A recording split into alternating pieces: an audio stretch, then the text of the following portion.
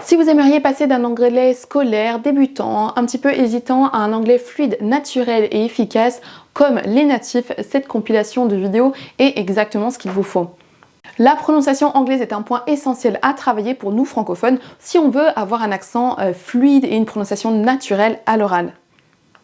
Cette formation prononciation complète gratuite vous permettra de rapidement booster votre niveau à l'oral en termes de prononciation et d'accent. On va démarrer avec une compilation des 32 mots les plus fréquemment mal prononcés par les Français en anglais pour faire des progrès rapides et tangibles. Dans la deuxième leçon, vous allez comprendre pourquoi on ne peut pas se fier à l'orthographe d'un mot pour pouvoir savoir comment il se prononce. C'est le cas par exemple de love, money and carrot qui ne se prononce pas love, money et carotte. Vous verrez ensuite les 3 sons indispensables à maîtriser pour les francophones, en tout cas ceux qui sont le plus difficiles pour nous à prononcer et à maîtriser. Mais une fois qu'on les connaît, c'est beaucoup plus simple. Avant de démarrer cette compilation, je vous propose d'aller télécharger un e-book gratuit avec les 60 erreurs à ne pas faire en anglais. Vous pouvez flasher le QR code à l'écran ou cliquer sur le lien dans la description. Je vous laisse donc avec la première leçon et n'hésitez pas à aller regarder les chapitres dans la description si vous voulez naviguer d'une leçon à l'autre. Enjoy watching and see you next time. Si vous êtes français et que vous apprenez l'anglais, il y a de fortes chances que vous prononciez mal les 20 mots que j'ai sélectionnés dans cette vidéo sans même le savoir. Avoir une bonne prononciation en anglais, c'est important pour se faire comprendre et aussi pour avoir confiance en soi. En démarrant par cette vidéo et par ces 20 mots que 95% des Français ont du mal à bien prononcer, vous allez rapidement faire des progrès au niveau de votre prononciation et de votre accent. Et en plus, il y a quelques erreurs de prononciation qui peuvent être parfois gênantes si vous vous trompez. C'est notamment le cas des mots que je vais vous présenter, numéro 13 et numéro 14 de cette vidéo. La bonne nouvelle, c'est que ces erreurs sont faciles à corriger et que vous allez rapidement pouvoir éviter certains pièges classiques dans lesquels la plupart des francophones tombent facilement. Juste avant de démarrer cette vidéo, je vous propose d'aller regarder dans la description ou flasher le QR code à l'écran pour recevoir votre programme gratuit sur un mois pour faire plus de progrès en un mois qu'en 10 ans à l'école. On démarre tout de suite avec le premier mot, je vous laisse le prononcer et je vous corrige juste après. Peut-être que vous avez envie de prononcer toutes les syllabes distinctement et vous dites comfortable. Sachez que la prononciation de ce mot est beaucoup plus simple qu'il n'y paraît et il y a une syllabe en trop quand vous essayez d'en prononcer 4. Ce mot se prononce en fait comfortable. Comfortable. Il y a une syllabe qui va être mangée, qu'on ne va pas entendre. Et pensez bien à accentuer sur la première syllabe. Comfortable. Comfortable. Comfortable. Essayez de répéter après moi. Comfortable. Comfortable. Passons au mot numéro 2. Je vous le mets à l'écran. Testez de le prononcer. Là aussi, vous avez peut-être envie de dire vegetables. Vegetables en prononçant toutes les syllabes. C'est un petit peu la même chose que le mot précédent, on ne va pas prononcer toutes les syllabes de la même façon distinctement, on ne dit pas vegetables, mais vegetables. Vegetables. Vegetables. Pour la même façon que le mot précédent, la première syllabe sera accentuée, donc on la prononce un petit peu plus longue et plus fort que les autres. Vegetables. Vegetables. Passons au mot numéro 3, je vous le mets à l'écran. Alors vous avez peut-être envie de prononcer le O comme un O français et le U comme un U français. Peut-être que vous dites focused, mais attention, ni le O ne se prononce comme un O, ni le U ne se prononcera comme un U à la française. La première syllabe, en fait, il y a 2 sons, c'est une diphtongue, on va dire faux, faux.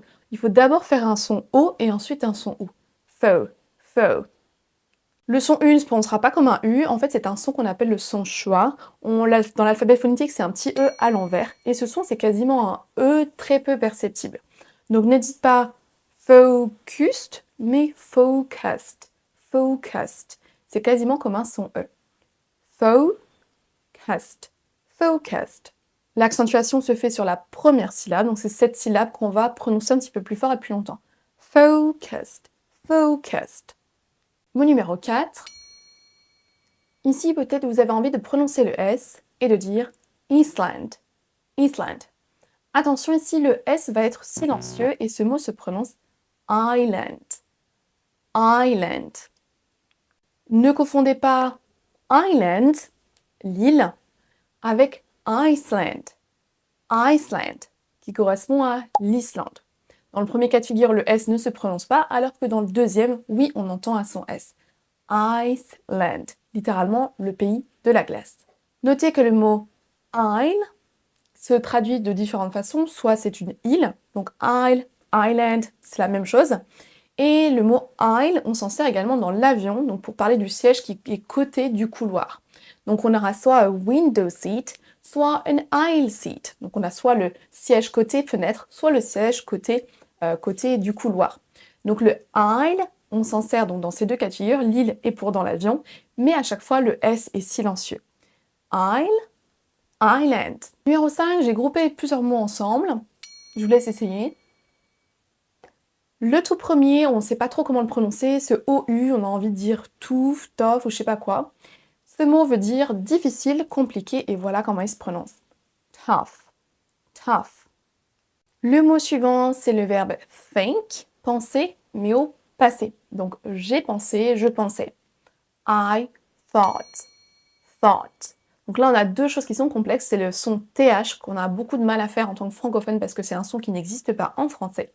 Il faut démarrer avec votre langue au niveau de vos dents supérieures et ensuite faire un son S, mais avec la langue qui est collée au-dessus au niveau des dents. Thought, thought. Et ensuite, le son OU, les deux lettres OU vont se prononcer comme un peu un O un petit peu qui traîne. Thought. I thought it was a good idea. Thought. Le mot suivant, c'est cependant en anglais. Pareil, il nous pose un petit peu de problème en nous francophones. Donc il y a le son TH qui est compliqué. Et ensuite, on a le OU, GH, on ne sait pas trop quoi en faire. Ce mot se prononce though. Though. Vous avez le son TH comme le mot précédent, the, et ensuite on a un son O et un son OU juste après. Though. Though. On a un son O et U, donc c'est une diphtongue, c'est un son double. Though. Le mot suivant, on ne sait jamais trop comment le prononcer, et moi aussi j'ai eu du mal jusqu'à très longtemps, et je ne savais pas trop comment m'en dépatouiller de celui-là. Ce mot se prononcera de deux façons différentes, suivant si vous avez plutôt l'accent britannique ou américain. Prenez celui qui est le plus simple pour vous à prononcer. Dans l'anglais britannique, on aura le mot schedule. Schedule. On démarre par un son ch, schedule. Et l'anglais américain, on aura un son sk, schedule. Schedule. Pour bien repérer la différence entre ces deux prononciations et de façon générale pour checker les mots qui vous posent problème et que vous avez du mal à prononcer, je vous conseille d'aller dans le dictionnaire Word Reference, vous tapez votre mot en anglais et ensuite vous allez pouvoir écouter le mot prononcé avec différents accents. Donc là, on va tester le mot schedule ou schedule avec les deux accents. Donc on a l'accent UK d'abord. Schedule. Schedule. Vous entendez qu'on démarre avec son ch et c'est la première syllabe qui est accentuée. Schedule. Schedule. Schedule. On va ensuite tester l'accent US. Schedule. Schedule. Là, vous entendez un son sk. SK au démarrage. Schedule.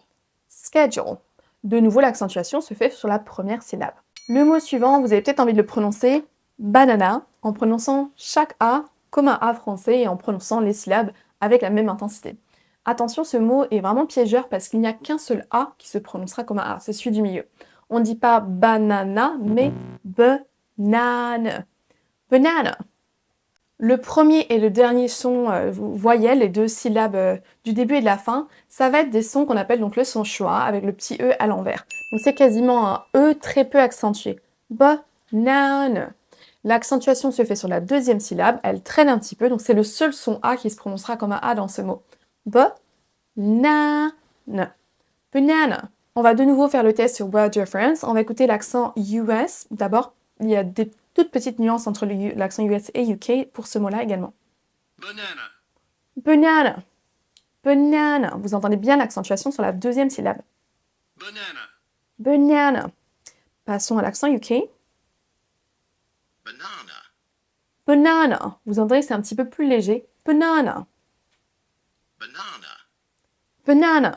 Que vous choisissiez l'une ou l'autre des prononciations, il y a très peu de différence. Sachez que d'abord, vous prononcez un E, B, léger et pas accentué. Ensuite, c'est un A. On traîne un peu. Na. Et ensuite, on part sur un E. Banana. Banana. Passons au numéro 8. Plein de mots que je vous ai mis ensemble parce qu'ils ont la même subtilité et il y a la même petite chose à faire attention pour tous ces mots. Je vous laisse tester. Tous ces mots sont piégeurs parce qu'ils ont un L silencieux. On ne dit pas walk, talk, would, could et should. Tous les mots-là ont un L silencieux. Dites donc walk, talk, would, could et should. Le mot suivant est vraiment complexe et on a vraiment du mal à savoir comment le prononcer. Je vous laisse tester. Alors ce mot-là, je vous avoue que même moi, je galère un peu parfois, mais il y a une petite astuce que même les anglophones utilisent. Ce mot se prononce normalement clothes, clothes, un son TH, et ensuite on rajoute le son Z pour faire le pluriel. Clothes. Peu de natifs le prononcent de cette façon parce que ça prend un petit peu de temps.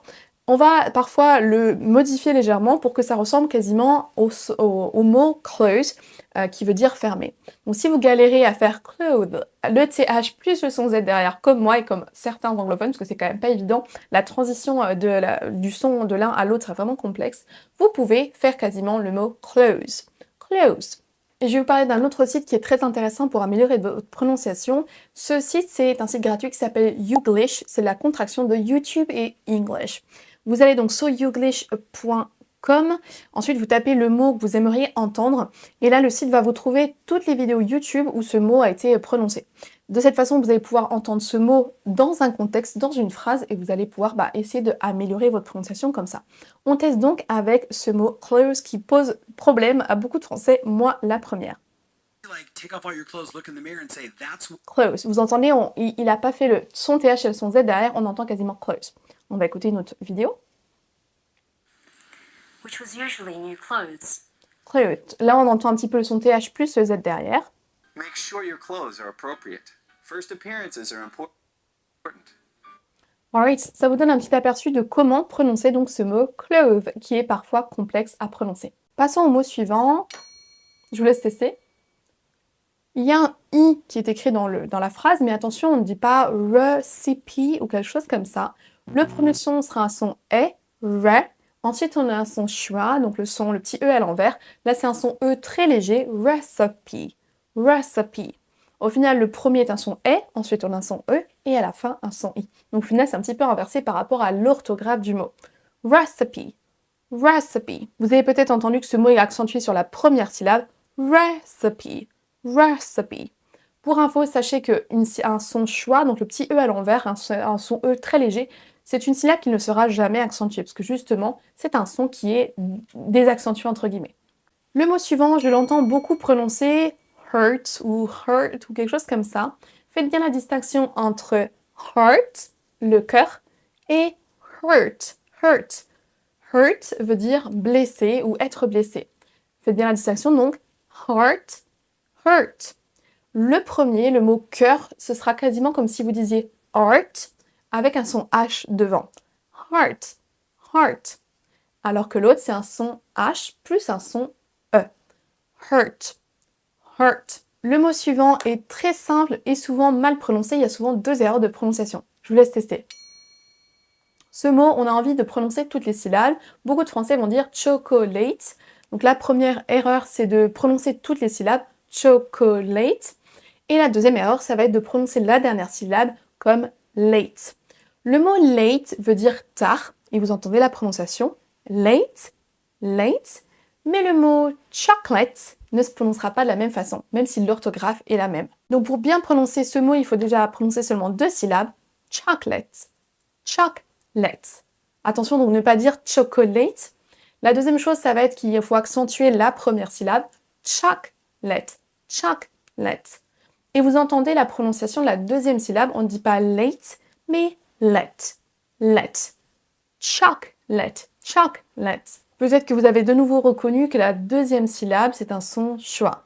Chocolate, let. C'est un son E qu'on entend à peine. Donc on ne dit pas chocolate ou chocolate ou je ne sais quoi, ou chocolate, mais chocolate. Écoutons l'accent UK et US sur Word Reference une deuxième fois. Chocolate. Chocolate. Vous entendez bien l'accentuation sur la première syllabe, chocolate. Et le deuxième son, la deuxième syllabe, qui est un son schwa, on l'entend à peine et c'est un son E. Chocolate. Chocolate. On passe à l'accent US qui est légèrement différent, mais globalement ce mot se prononce pareil avec l'accent UK-US. Chocolate. Chocolate. Chocolate. Chocolate. Pour ce mot, attention à ne pas prononcer le D. On ne dit pas Wednesday, mais Wednesday. Wednesday. Le D, en fait, on ne le prononce pas, il est silencieux. Wednesday. Wednesday. Attention à ce mot-là. Je vous laisse tester. Beaucoup de Français vont avoir tendance à faire un son I court. Si vous prononcez ce mot shit, ce n'est pas la bonne prononciation. Faites bien la distinction entre sheet, sheet, là c'est un i long, ça veut dire feuille de papier ou des draps d'un lit par exemple. Sheet, donc c'est bien un Google Sheet et pas un Google Sheet. Attention à le faire assez long. Si vous faites un i court, vous dites en fait shit, shit. Et là, c'est une insulte, c'est un gros mot. On peut le traduire par merde et par d'autres, suivant le contexte, ça aura d'autres significations. Mais shit, attention, c'est un i court et c'est donc un gros mot. Notez que globalement, quand il y a deux e de suite, dans les mots en anglais, ce sera un i long. Comme dans need, meeting, cheese, etc. Et donc le mot sheet ne fait pas exception, c'est bien un i long, il faut donc le traîner un petit peu. Le son i long, c'est un son qui n'existe pas en français. Vous ne direz pas il faut faire vite, mais il faut faire vite. Donc on a tendance à vraiment raccourcir tous les i en anglais, à les faire seulement comme des i courts, alors certains i seront des i longs, alors que d'autres ne le seront pas. Donc faites bien la distinction entre sheet et shit. Attention également à ce mot-là qui se prononce avec un i long. Beach. Beach. Vous entendez que je traîne un petit peu. La plupart des mots qui ont un E et un A vont se prononcer avec un I long. C'est le cas de please, clean, tea sera également un I long. Attention pour ce mot également, parce que si vous faites un I court et que vous dites bitch, là vous prononcez une insulte également. Beach, la plage, et bitch. Testez-vous maintenant sur ces trois mots qui prêtent à confusion. Peut-être que vous avez envie de dire word, work et world en prononçant le O à la française. Attention, parce que ce n'est pas la bonne prononciation. Pour tous ces mots, on va prononcer une syllabe, une voyelle entre un son E et un son E. Ça nous donne work, word, world. Pour chacun, on va traîner un petit peu sur la syllabe, mais c'est exactement la même prononciation pour ces trois mots. Work, word, world. Je vous laisse répéter après moi pour vous entraîner. Work, work, word, word, world, world. Ce mot est très courant en anglais et souvent mal prononcé par les francophones. Beaucoup de Français vont le prononcer water ou quelque chose comme ça. Attention, dans ce mot, il y a un A qui est écrit, mais on ne le prononce pas comme un A à la française. Ce mot se prononce water, water, water, avec l'accent américain, et water, water, avec l'accent britannique. Notez qu'on ne dit pas water, mais wa. C'est une sorte de O-A, un petit mix entre les deux. Water, water. On accentue sur la première syllabe. Si vous n'accentuez pas, on va avoir plus de mal à vous comprendre. Si vous dites water, on aura plus de mal à vous comprendre que si vous accentuez bien la première syllabe. Water, water. Et la deuxième subtilité, c'est que le R final ne se prononce pas comme un R à la française. Donc quand on dit Paris, on a un R assez franc. En anglais, c'est Paris. On a un R beaucoup plus doux. C'est pareil pour water, on ne prononce pas water, mais water ou water. On va écouter sur Water France la différence entre l'accent britannique et américain, parce qu'il y a vraiment là une différence. Certains accents aux États-Unis vont transformer en fait le D, le T du milieu comme un D. Water, water. Je vous laisse écouter. Water, Water. water, Voilà, ça c'est pour l'accent américain. Le R est vraiment roulé, water. Et l'accent UK, water, water. Là, vous entendez que c'est plus léger, water, water, water. Et là, pour l'accent UK, on va carrément s'arrêter sur un son E et il n'y a pas de R. Water, ta, ta. On s'arrête sur un E. Water. On ne dit pas water ou quelque chose comme ça.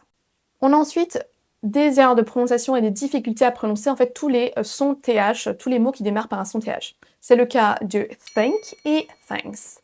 Ces mots-là, on va souvent les transformer avec un son S au démarrage parce que c'est ce qu'on connaît le mieux et ce qui est le plus ressemblant en français.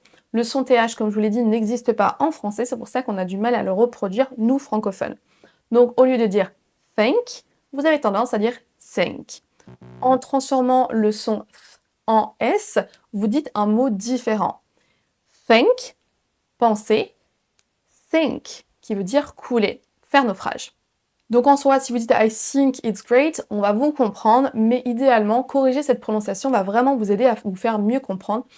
C'est donc think, avec toujours votre dent qui démarre au niveau de votre langue qui démarre au niveau de vos dents, pardon, et ensuite on souffle de l'air. Think, think. Ça, c'est la bonne prononciation du son TH. Il faut que votre langue dépasse de votre bouche et qu'on la voit un petit peu. Sinon, vous ne prononcerez pas le bon son. Si vous gardez votre langue à l'intérieur, vous ne prononcerez jamais le son TH de la bonne façon. Je vous mets d'ailleurs une vidéo là au-dessus pour vraiment approfondir ce son TH qui pose beaucoup de problèmes aux francophones. On a donc think, penser et thanks, pour dire merci. Cette erreur, je l'ai fait moi-même pendant très longtemps quand j'apprenais l'anglais. J'avais tendance à dire flower, power et shower. C'est une erreur que j'entends beaucoup parce que là aussi, on a envie intuitivement de prononcer le O qu'on voit comme un O français. Attention, ces trois mots-là ne se prononcent pas flower, power et shower. Pour ces trois mots-là, on a en fait trois sons qui se suivent. On va dire fla ou e. On démarre par un A, ensuite un OU, ensuite un E. Flower, flower, flower. La même chose pour power, power, A ou E. Et la même chose pour shower, shower, shower, flower, power. Notez au passage que flower, la fleur, et flour, la farine, ont beau avoir deux orthographes différentes, ces deux mots se prononcent exactement de la même façon. Flour, flower. Prononcer la farine flour, comme on le voit écrit, est une erreur aussi très courante que beaucoup de Français font. Flour, flower. Passons maintenant à cette erreur que j'ai fait moi-même pendant très longtemps, même quand j'étais prof, je continuais de me tromper. C'est pas du tout intuitif, parce que là aussi, on a envie de prononcer le O comme on le voit écrit. Ne dites pas today, tomorrow et tonight, mais prononcez le premier son comme un son schwa, donc le petit E à l'envers. C'est un son E très léger. Today, tomorrow, tonight. Testez avec moi. Today, today. Ensuite, tomorrow, tomorrow. Tonight, tonight. Écoutons ce word reference. Là, vous voyez dans la transcription juste en dessous de listen, vous voyez un T plus un E à l'envers, c'est donc le son schwa. On ne dit pas today, mais today. Écoutons. Today. Today, today. Et vous voyez la petite apostrophe au milieu, ça veut dire que la syllabe suivante est accentuée. Donc on dira today, today. C'est la deuxième syllabe qu'on va prononcer plus longue et plus longtemps que l'autre. Today, Today. today, today. Si vous voulez pratiquer tout ce qu'on a vu aujourd'hui et le mettre en application, je vous conseille d'aller regarder dans la description mon application mobile que j'ai créée pour vous aider à progresser à l'oral. Sur mon application, vous avez plusieurs parties, une partie vocabulaire, une partie révision, une partie podcast. Vous allez pouvoir travailler votre compréhension orale. Et la partie qui nous intéresse aujourd'hui, c'est celle-ci, la partie pratique avec un tuteur virtuel. Là, vous allez pouvoir améliorer votre oral et votre écrit parce que vous pouvez converser en fait H24, 7 jours sur 7, 24 heures sur 24 avec un tuteur virtuel qui va vous corriger et vous répondre. Donc là, ce que vous pouvez faire, c'est répondre à la question du jour, à la conversation du jour, soit à l'écrit, mais si vous voulez améliorer votre prononciation, vous pourrez répondre à l'oral. Et la transcription se fera automatiquement. Par exemple, do you like to learn English? Yes, I love to learn English. It's very challenging, but very rewarding as well. Vous voyez que donc ce que j'ai prononcé à l'oral a été écrit, la transcription a été faite. Vous voyez également que le tuteur virtuel va vous corriger les petites erreurs que vous pouvez peut-être faire. Le fait de parler à l'oral va vous forcer en fait à bien articuler, à bien prononcer pour que la transcription soit juste. Si vous voulez checker mon application, le lien se trouve dans la description. Maîtriser les 3 sons que je vais vous présenter dans cette vidéo va littéralement transformer votre anglais de débutant, hésitant et gêné à vraiment fluide et naturel. Ce sont globalement les 3 sons les plus difficiles à produire pour un français car ce sont des sons qu'on n'a pas dans notre langue maternelle. Vous allez voir qu'avec les bons conseils et les bonnes astuces, vous allez pouvoir rapidement corriger ces sons et avoir un anglais beaucoup plus naturel.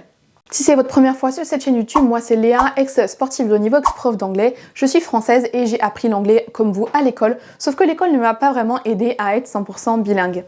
Malgré des cours d'anglais au collège, au lycée et ensuite j'ai fait une licence et un master LEA, j'étais toujours gênée et complexée par mon niveau d'anglais et particulièrement par mon accent français très prononcé en anglais. Quand j'ai appliqué la loi de Pareto à l'anglais et aussi à la prononciation, j'ai réussi à transformer mon anglais très rapidement. Pour la prononciation, c'est pareil, il existe 44 sons en anglais, mais si on se concentre sur les quelques sons qui posent problème aux francophones et ceux qui font vraiment une différence quand on s'exprime à l'oral, on peut faire des progrès très rapides. Et pour accompagner cette vidéo, je vous propose d'aller télécharger un programme gratuit sur un mois qui se trouve dans la description où vous pouvez flasher le QR code à l'écran. Passons directement au tout premier son qui est vraiment le plus complexe à produire pour les Français. Tout simplement parce que ce son, on ne l'a pas en français et qu'on a du mal à l'entendre, à le percevoir avec notre oreille et on a du mal à savoir comment le produire nous-mêmes parce qu'on n'a pas du tout été habitué. Notre oreille n'est pas habituée mais notre bouche n'est pas habituée à le prononcer non plus. Au final, ce n'est pas vraiment un seul son, mais c'en est deux, mais ils ont la même logique et la même structure. C'est le son TH, et peut-être que vous, aujourd'hui, vous le savez, vous vous cassez les dents sur ce TH. Il est facile à repérer au niveau orthographe, en fait, quand vous voyez un T et un H, c'est forcément un des deux sons TH qu'il faudra prononcer, mais certainement que dans votre langue, ça s'embrouille et que vous avez du mal à le prononcer. On va passer au tout premier son TH, celui-là qui est dans les mots this, that, those, then, mother, father. Ce son-là est difficile pour nous à prononcer et les Français vont souvent avoir tendance à prononcer un son Z à la place. Then se transforme donc en zen et this en this. Alors en soi, si vous faites un Z, pas de panique, on vous comprendra globalement quand même, mais ce son il est assez simple en fait à maîtriser une fois qu'on comprend la logique derrière, comment placer sa langue au bon endroit. Pour prononcer donc ce TH de la bonne façon, il faut que votre langue démarre au niveau de vos dents supérieures. Il faut que votre langue ressorte légèrement. Si votre langue n'est pas visible, vous ne prononcez pas le son de la bonne façon. Regardez la différence quand je prononce then et zen. Zen. Là ici, pour le deuxième son, on va avoir la langue qui reste dans ma bouche, alors que dans le premier, il faut que la langue sorte légèrement et qu'elle soit un petit peu visible. Donc il faut vraiment oser ouvrir la bouche et sortir légèrement votre langue. Si vous changez votre prononciation, vous avez deux mots complètement différents.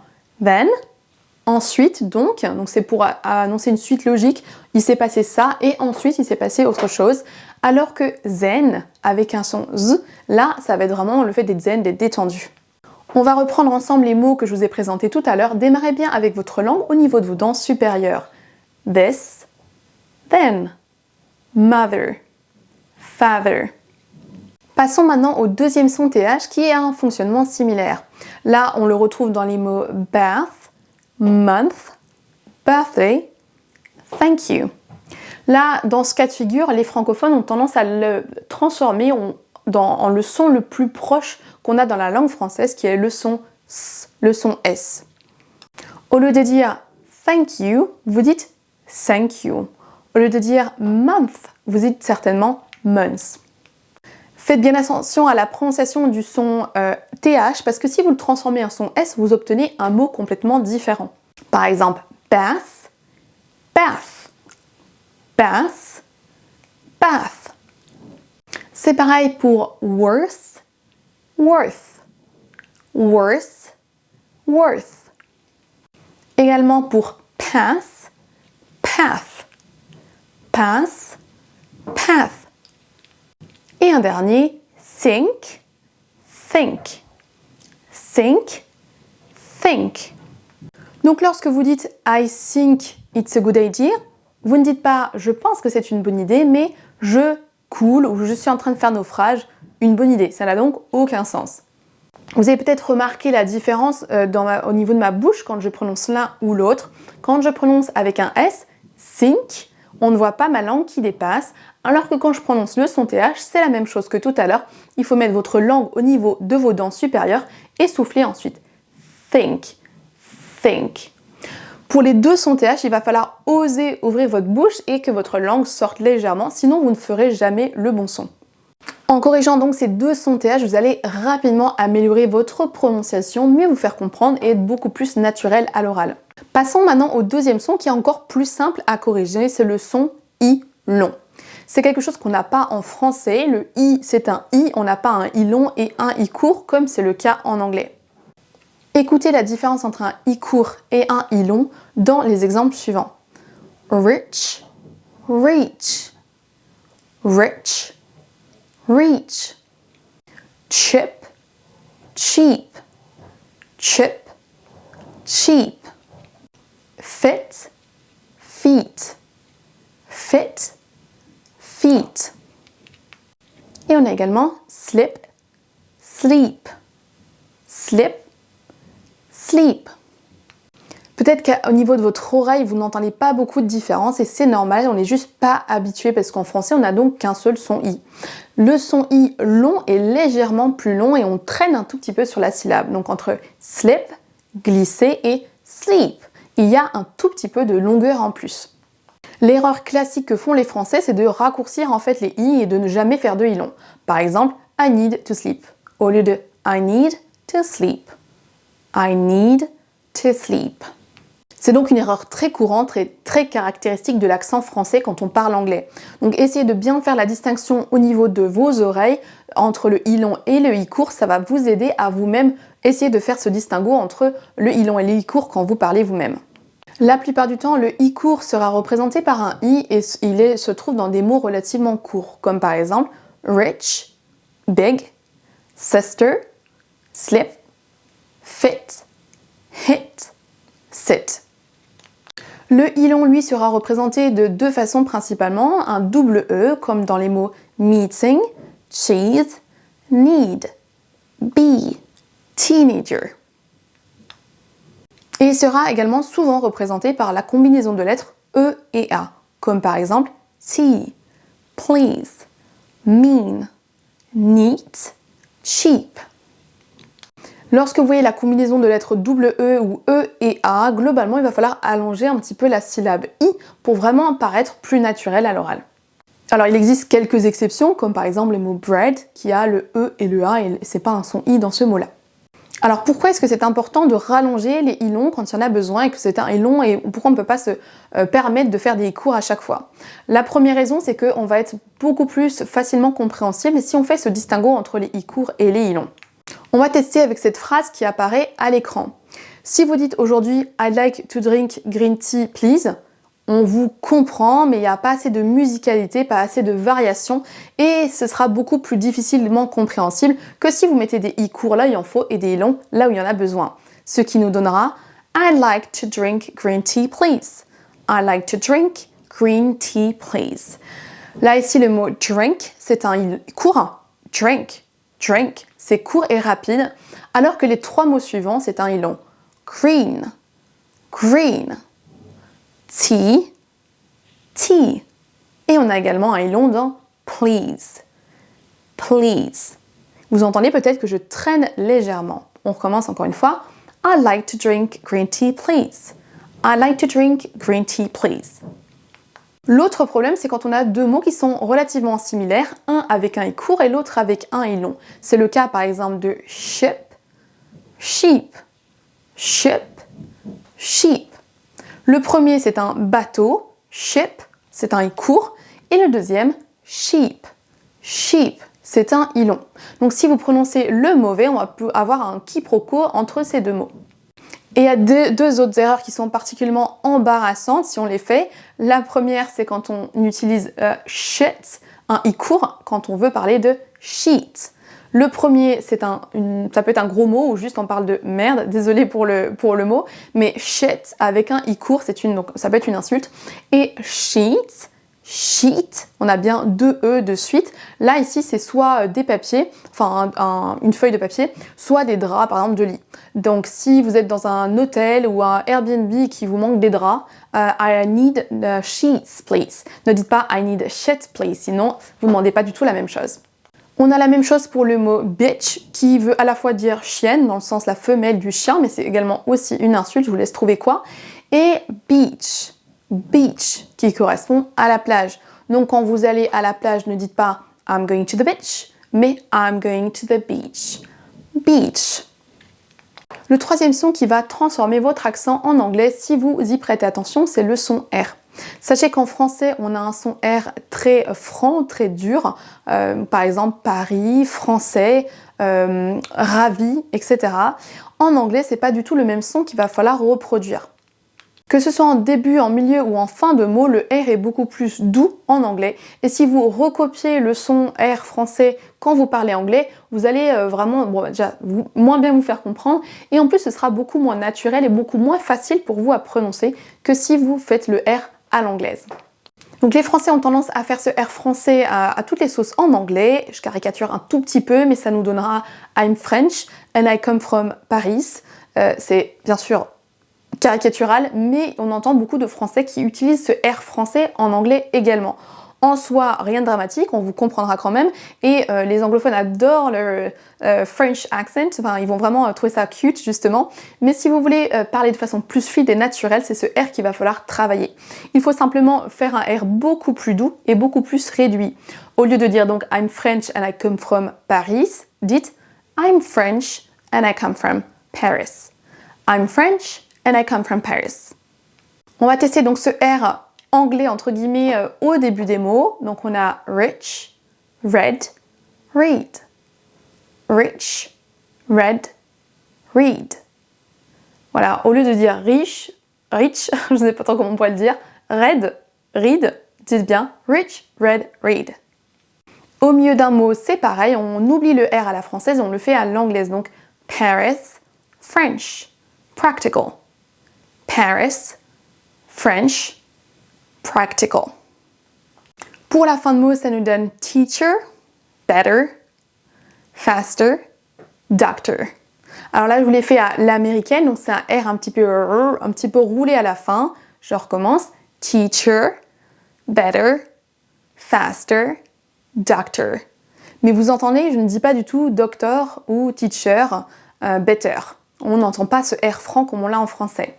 Si vous voulez faire plus à la britannique, il va falloir juste se terminer sur un son qu'on appelle le son schwa. Je vous ai fait une leçon à ce sujet, vous pourrez la regarder juste là-haut. Donc ce son schwa, c'est juste un son E, ce qui nous donnera teacher, better, faster, doctor. Vous voyez, l'anglais britannique va s'arrêter sur un son schwa, on n'entend même pas le R à la fin. On recommence. Teacher, better, faster, doctor. En soi, dans un cas comme dans l'autre britannique, US, il y a plein d'autres variétés d'accents, bien sûr. Juste pensez bien, retenez-vous, ne faites pas le son R français, better, faster, mais essayez de faire l'un ou l'autre, faster, faster. Si vous voulez compléter cette leçon, je vous propose d'aller regarder dans la description. J'ai pour vous un programme sur un mois gratuit pour vous remettre à l'anglais de façon simple et structurée. Vous pouvez flasher le QR code à l'écran également. Et si vous voulez rester sur YouTube, je vous conseille d'aller regarder cette leçon qui est complémentaire à cette première leçon où je vous expose 3 conseils concrets pour transformer votre accent et votre prononciation en anglais et parler comme les natifs ou en tout cas de façon beaucoup plus fluide et naturelle. Ceci étant dit, thanks a lot for watching and talk to you next time. Have a great day. Thank you. Est-ce que vous êtes déjà demandé qu'est-ce qui fait la différence entre un anglais basique scolaire du style Hello, how do you do, what's your name et un anglais fluide, naturel et confiant du style Hey, how's it going? Dans cette vidéo, je vais vous donner 3 conseils efficaces et rapides pour transformer votre accent et votre prononciation en anglais et parler de façon claire, fluide et naturelle comme les natifs. Mais avant de démarrer dans le vif du sujet, je vous propose de télécharger le programme sur un mois gratuit qui accompagnera parfaitement cette vidéo. Vous trouvez le lien dans la description ou vous pouvez flasher le QR code à l'écran. Et si c'est votre première fois sur cette chaîne YouTube, bienvenue, je m'appelle Léa, je suis ex-sportive de niveau, ancienne prof d'anglais et sur cette chaîne YouTube, je vous enseigne l'anglais rapide et efficace avec la méthode 20-80. Je suis passée personnellement d'un niveau hyper hésitant en anglais, pas du tout naturel, très scolaire, très figé. J'étais stressée à l'idée de parler anglais, j'avais pas du tout confiance en moi, j'étais très gênée par mon accent français. Donc si c'est quelque chose que vous vivez, je vous comprends complètement. Les 3 conseils que je vais vous donner aujourd'hui ont vraiment transformé mon anglais et m'ont permis de parler anglais couramment et pas que. Je parle 5 langues étrangères à différents niveaux et aujourd'hui je suis prof d'anglais et j'enseigne l'anglais grâce à notamment ces 3 astuces. La toute première, c'est de lier les mots entre eux, c'est ce qu'on appelle le linking. Beaucoup de francophones ont tendance à vouloir prononcer l'anglais en prononçant tous les mots un petit peu séparés comme on le ferait en allemand.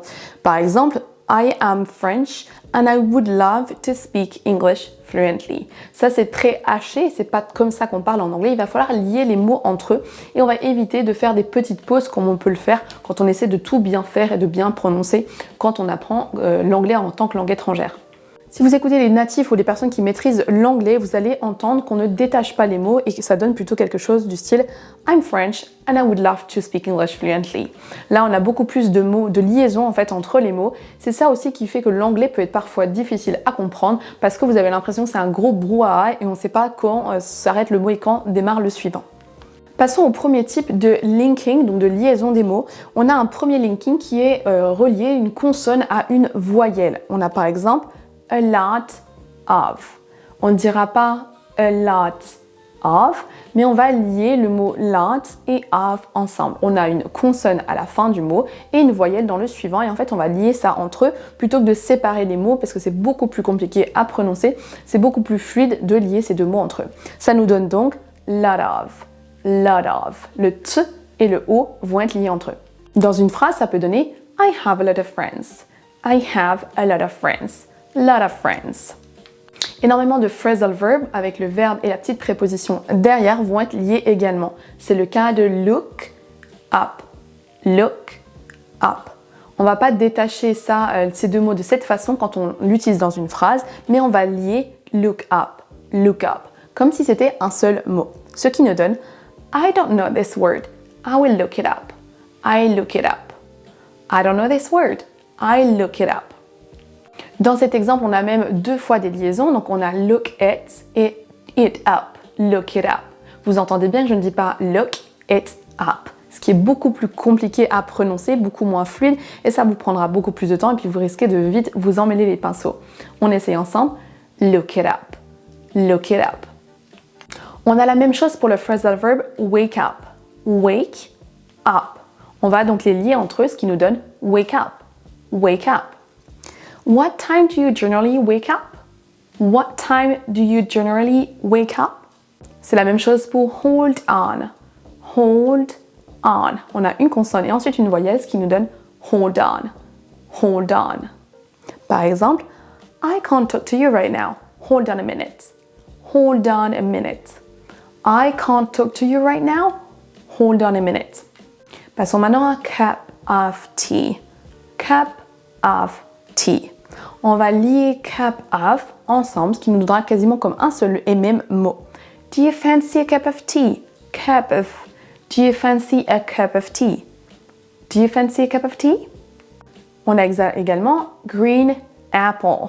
On ne va pas séparer ces deux mots, on va les lier entre eux comme si c'en était un seul. Green apple. Green apple. Green apple. I love green apples. I love green apples. Le type de linking suivant, ça va être deux consonnes similaires à la fin d'un mot et au début du suivant. Par exemple, you're right. You're right. Tu as raison. On ne dira pas you are right en faisant une pause au milieu, sinon c'est compliqué. On a un son R à la fin du premier mot et ensuite on redémarre avec un son R également. Le plus simple, c'est quoi? C'est de les lier entre eux comme s'ils étaient collés. You're right. You're right. Prenons le cas de figure de I want to eat. I want to eat. Là, pareil, si vous faites une pause entre ces deux mots, c'est beaucoup plus compliqué. I want to eat. Les natifs ne vont pas faire ça, ils vont lier les deux mots entre eux comme s'il n'y avait qu'un seul T. I want to eat. I want to eat. I want to eat. C'est un petit peu comme si on avait I want et après to eat. Le T du premier mot va entre guillemets disparaître et on va seulement dire le deuxième. I want to eat. C'est la même chose pour hot tea. Hot tea. On termine par un son T et on redémarre avec un T également. Au lieu de dire I love hot tea, dites hot tea. Hot tea. C'est quasiment comme si vous disiez ha et ensuite tea, seulement le deuxième T de ces deux mots. On a la même chose pour big garden. Big garden, ce qui nous donnera big garden. Big garden. On dit quasiment B et ensuite garden. Big garden. Également, cheap place. Cheap place. Ce qui nous donne cheap place. Cheap place. Et c'est pareil pour good job. You did a good job. Good job. On va dire go et ensuite job. Parce que même si le mot job, J-O-B, démarre par un J, ça démarre en fait par un son de. Good job. You did a good job. Le linking suivant, ça va être consonne avec une consonne avec un son similaire. Donc là, on n'a pas deux fois un son T, deux fois un son G, mais on a des sons qui sont très proches et on va les lier également. Par exemple, I need to do it. I need to do it.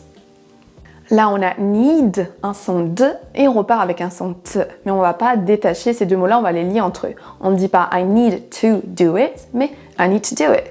I need to do it. On entend à peine le son de, en fait, il va vraiment être très léger, il va être atténué au maximum.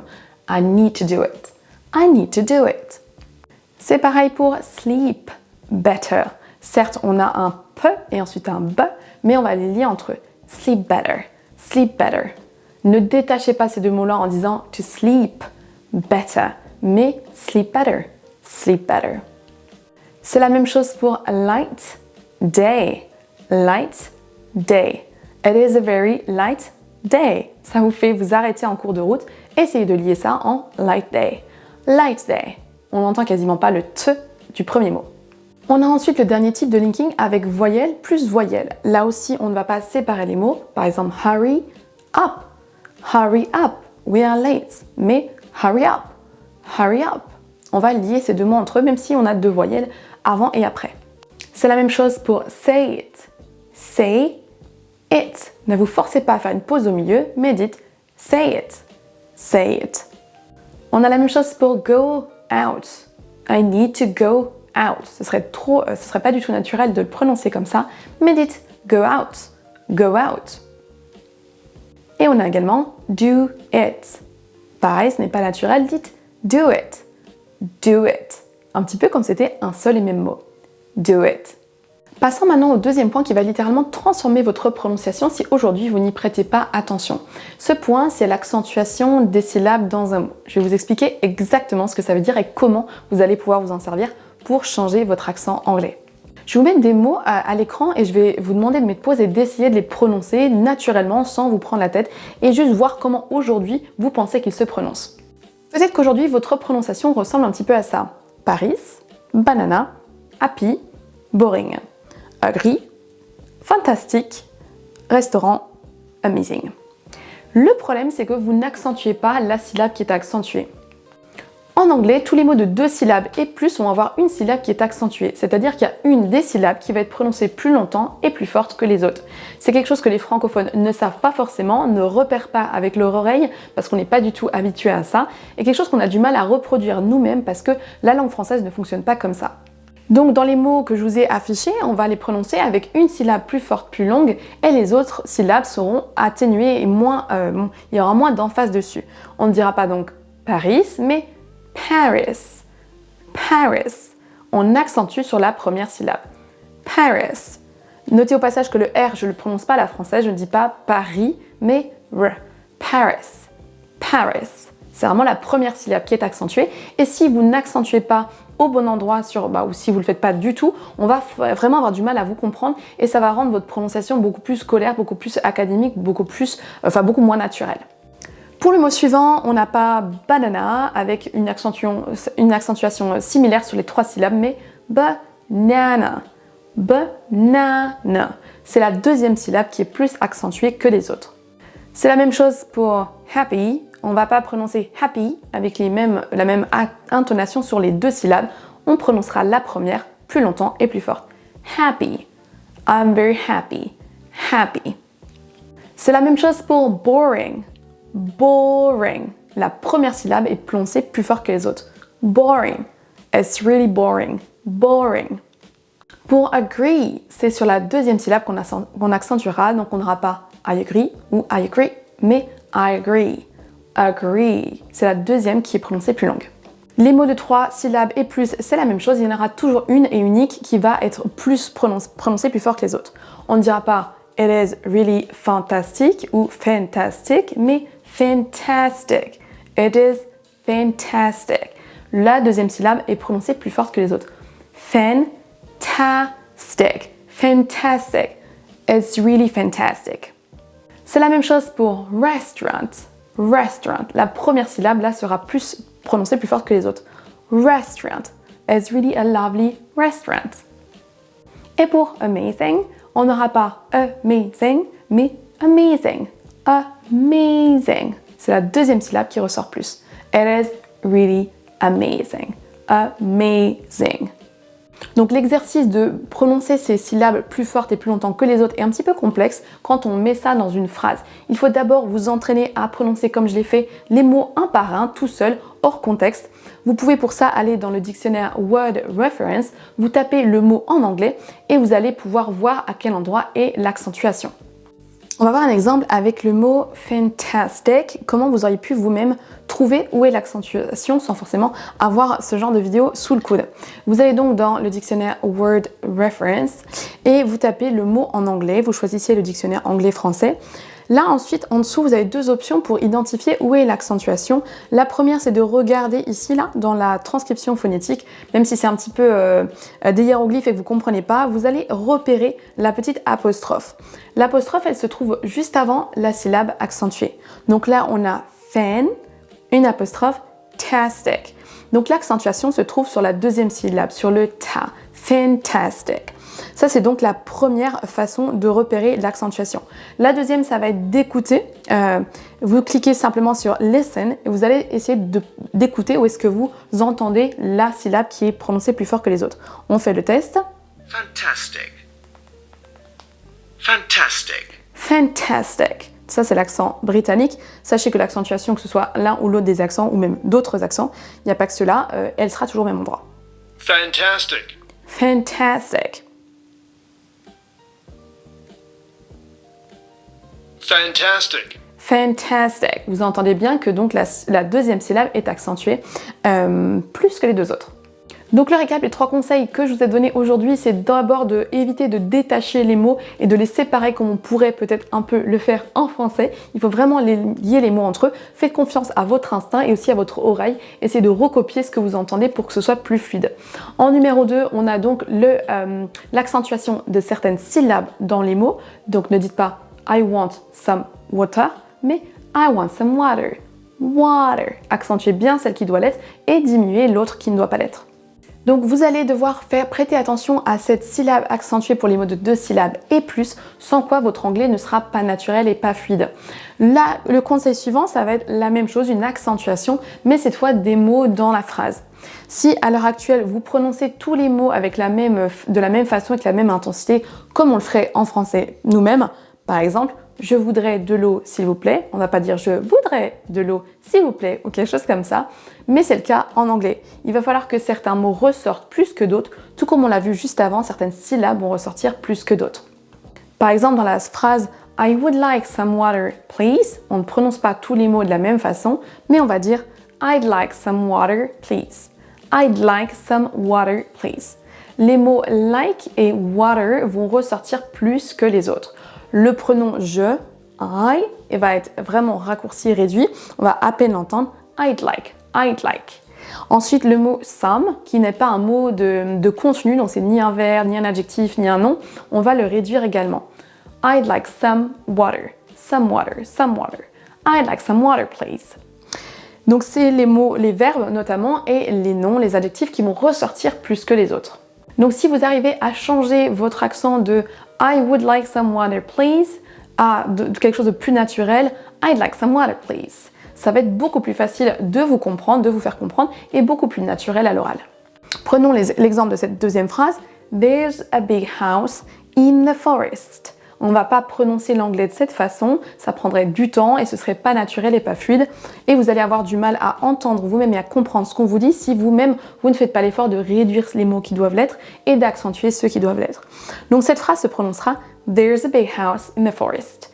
There's a big house in the forest. Le in the, on l'entend quasiment pas. Ce ne sont pas des mots qui apportent vraiment du sens. C'est des mots en fait outils, chevilles, c'est des mots grammaticaux qui sont là juste pour lier la phrase et qu'elle ait du sens.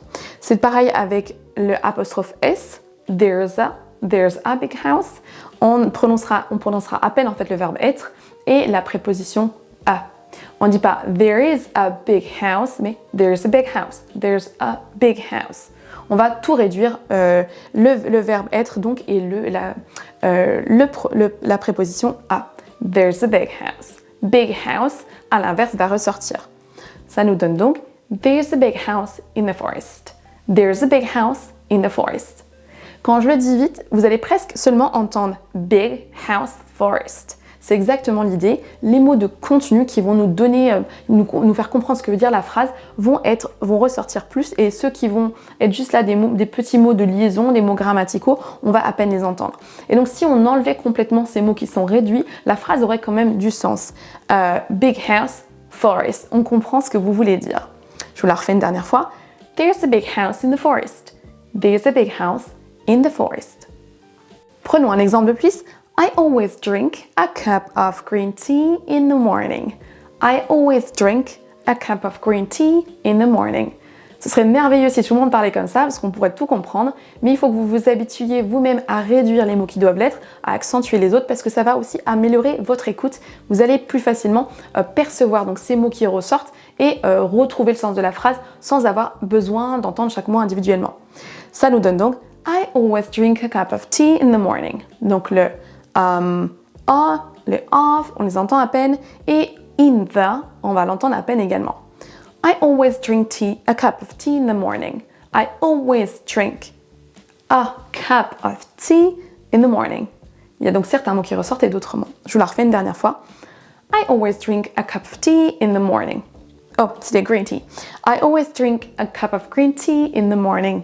Donc on a always qui ressort, drink. On a cup, green, tea et morning. Et la dernière, c'est donc qu'il y a certains mots qui ressortent et d'autres qu'on entend moins quand on parle en anglais. Donc les noms, les verbes, les adverbes, les adjectifs vont ressortir plus que les autres. I'd like to speak English fluently. I'd like to speak English fluently. Par exemple. Si cette vidéo vous a plu, pensez à aller télécharger le programme sur un mois dans la description ou à flasher le QR code à l'écran. Ça vous permettra de compléter cette vidéo avec un programme sur mesure pour progresser en anglais vitesse grand V en seulement 30 jours. Thanks a lot for watching and see you next time. Bye!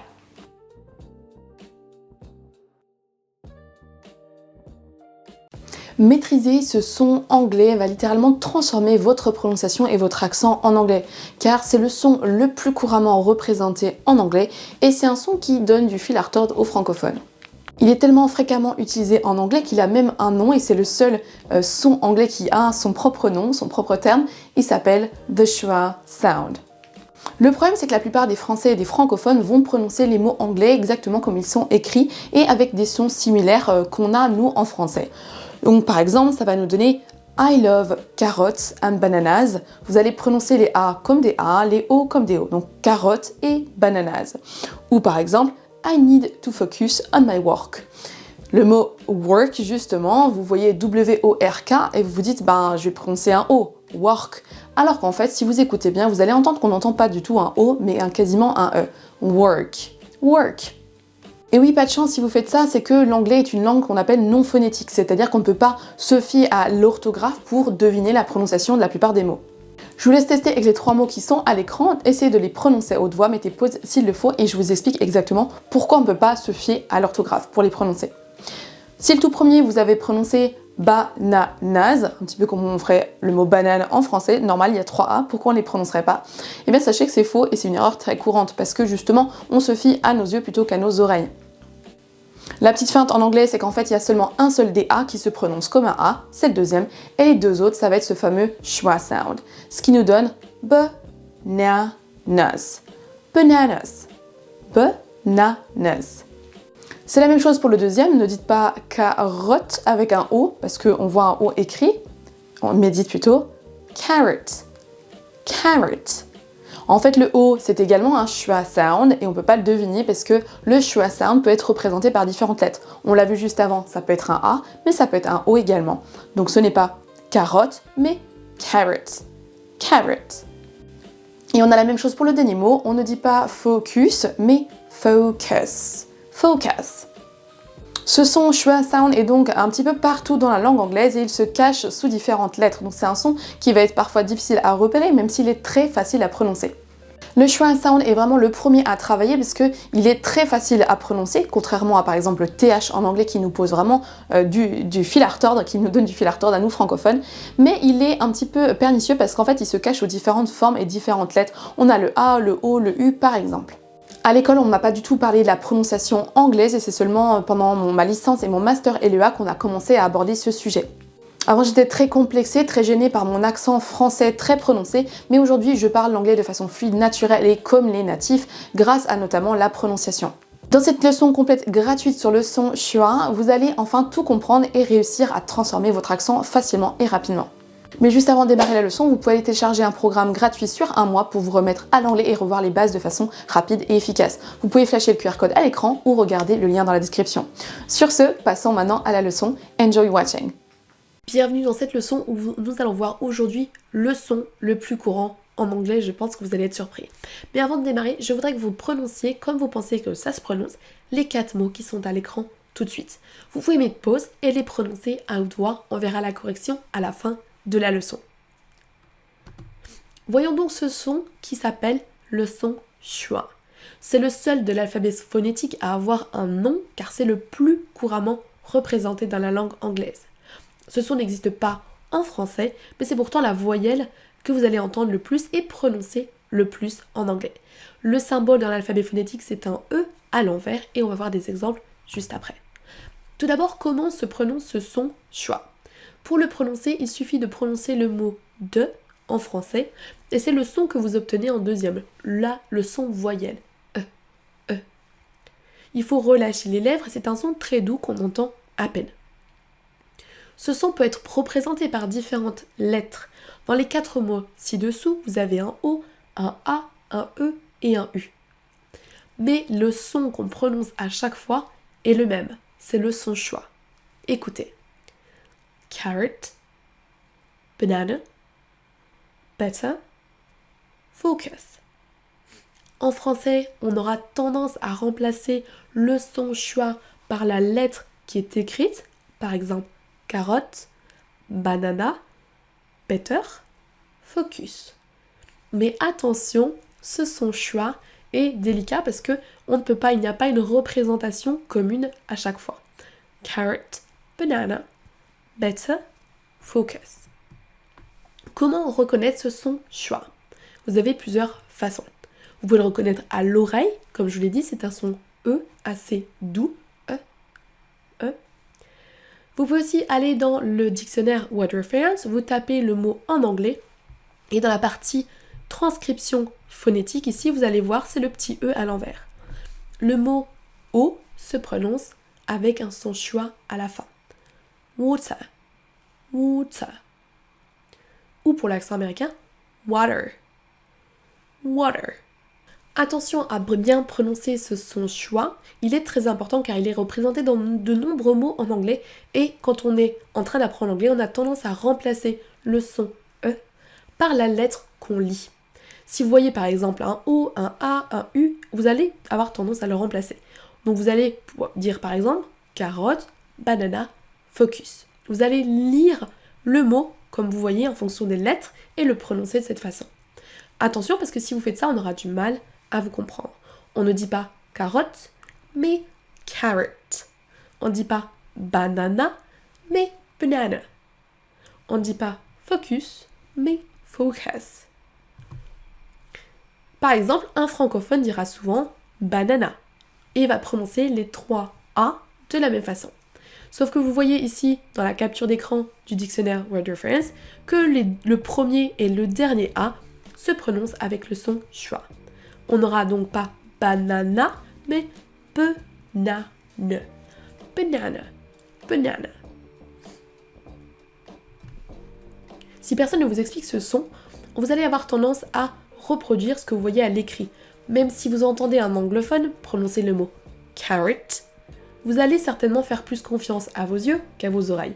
Et vous allez certainement prononcer le mot carotte avec un O, comme vous le feriez en français. Donc vous allez dire carotte au lieu de carrot. Carrot. Vous voyez ici dans la capture d'écran qu'il y a un son schwa en deuxième carrot et non carotte. Faites donc confiance plutôt à vos oreilles qu'à vos yeux. Faisons maintenant un exercice où tous les mots à l'écran, la lettre qui est surlignée en jaune, c'est un son schwa. Écoutez et répétez, faites donc confiance à vos oreilles plus qu'à vos yeux. Official. Official. American. American. Carrot. Carrot. Focus.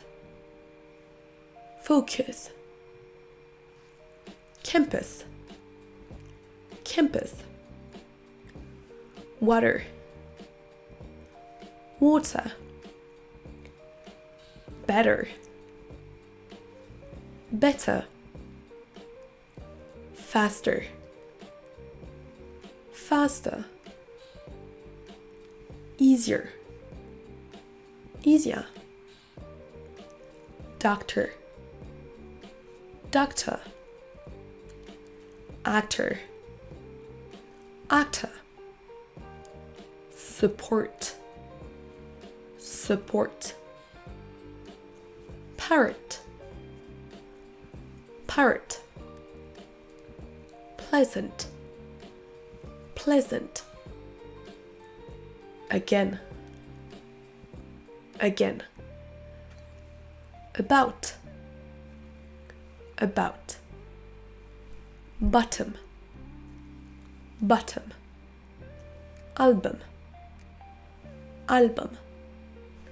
Balloon, balloon. Banana, banana. Above, above. The bacon, bacon. Pour l'exercice numéro 2, je vous ai fait des phrases et de la même façon, ce qui est en jaune est un son schwa. Écoutez et prononcez après moi. He's an actor. He's an actor. Carrot cakes are better than banana cakes. Carrot cakes are better than banana cakes. Thanks for your support. Thanks for your support. Could you bring me a glass of water? Could you bring me a glass of water? My friend is American. My friend is American. It's hard to focus on learning. It's hard to focus on learning. Voyons maintenant un exercice avec des mots particuliers qui terminent en E plus R. Là, vous allez avoir deux cas de figure. Vous en avez bien plus que ça, mais on va prendre les accents principaux, UK, US, et vous allez pouvoir choisir ce qui est le plus simple pour vous à prononcer. Avec l'accent UK, ça va se terminer tout simplement par un son schwa. On ne dira pas water en prononçant le R, mais water, water. On n'entend pas le R du tout dans l'accent britannique. Sister, better, butter, easier.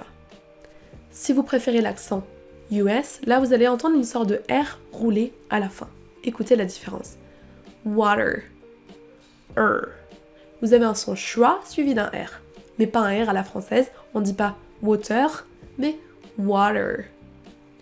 Sister, sister. Better, better, easier.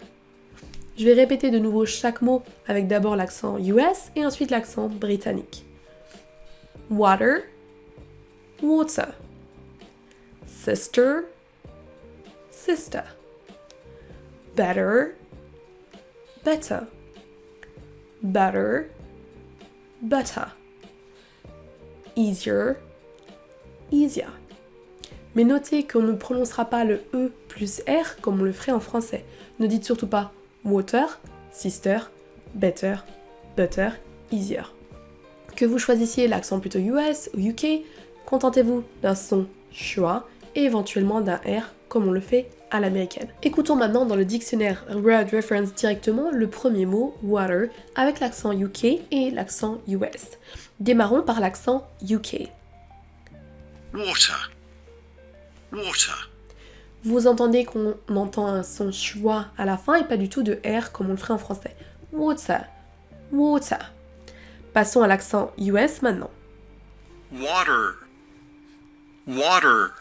Water, water. On a en plus le T qui se transforme en son D, mais vous entendez que c'est un son schwa. Water, water. Suivi d'un R roulé. Je vous laisse choisir l'un ou l'autre, mais attention à ne pas dire water avec un R à la française. On va maintenant corriger l'exercice que je vous ai demandé de faire au début. Prononçons ensemble ces 4 mots. On ne dira pas donc banana, mais banana. Banana.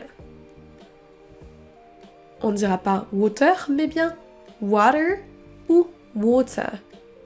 De même que carotte se prononce carrot. Carrot.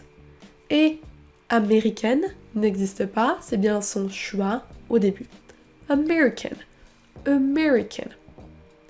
C'est tout pour cette leçon aujourd'hui, faites donc bien attention à faire confiance à vos oreilles, essayez de repérer ce son schwa qui ressemble à un son E, comme on a dans le mot français de. Méfiez-vous, comme je vous l'ai dit, il peut être représenté par différentes lettres, le A, le E, le O et le U. Je vous souhaite une bonne journée et je vous dis à la prochaine leçon. Bye! Merci d'avoir regardé cette formation complète gratuite, j'espère qu'elle vous a plu. Si vous voulez aller plus loin dans votre apprentissage de l'anglais, je vous conseille d'aller télécharger un programme gratuit pour se remettre à l'anglais sur un mois. C'est dans la description un des liens que vous trouverez. Vous pouvez également flasher le QR code à l'écran. Et si vous voulez rester sur YouTube, je vous conseille d'aller regarder cette autre compilation de leçons gratuites pour booster votre anglais rapidement.